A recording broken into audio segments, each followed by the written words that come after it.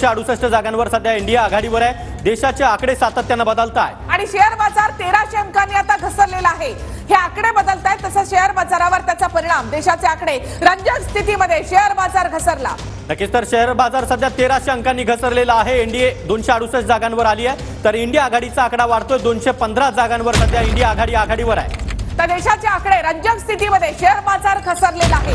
रंजक स्थितीमध्ये देशाची स्थिती 268 जागांवर एनडीए आघाडीवर इंडिया आघाडी 215 पर्यंत पोहोचली आहे। तर शेअर बाजार 1300 अंकांनी घसरलाय। वरचे आकडे सातत्याने बदलतायत त्यानुसार शेअर बाजारात देखील खळबळ पाहायला मिळते।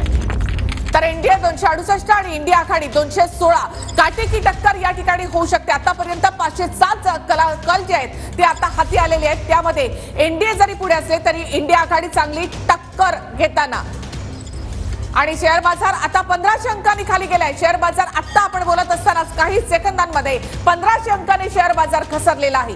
आकडे बदलता शेअर बाजाराचा ट्रेंडही बदललेला आहे आणि देशाचे आकडे आता रंजक स्थितीमध्ये आलेले आहेत। शेअर बाजार घसरलाय 1300 वरून आता आम्ही बोलेपर्यंत तो आकडा 1500 अंकांनी शेअर बाजार खाली गेलेला आहे। एनडीए आता 270 आणि इंडिया आघाडी 216 जागांवर काटेकी टक्कर एनडीए आणि इंडिया आघाडी यांच्यामध्ये या ठिकाणी होऊ शकते।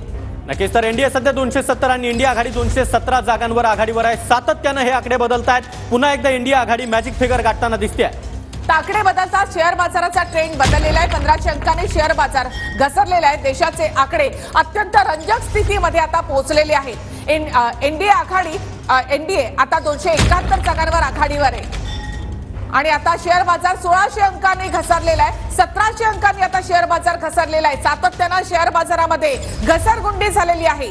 आकडे बदलता शेअर बाजाराचा ट्रेंडही बदलला आणि शेअर बाजारामध्ये घसरगुंडी। आम्ही एक वाक्य पूर्ण करत नाही तोपर्यंत शेअर बाजार मोठ्या प्रमाणामध्ये घसरलेला आहे। तब्बल 1700 अंकांनी शेअर बाजार कोसळला।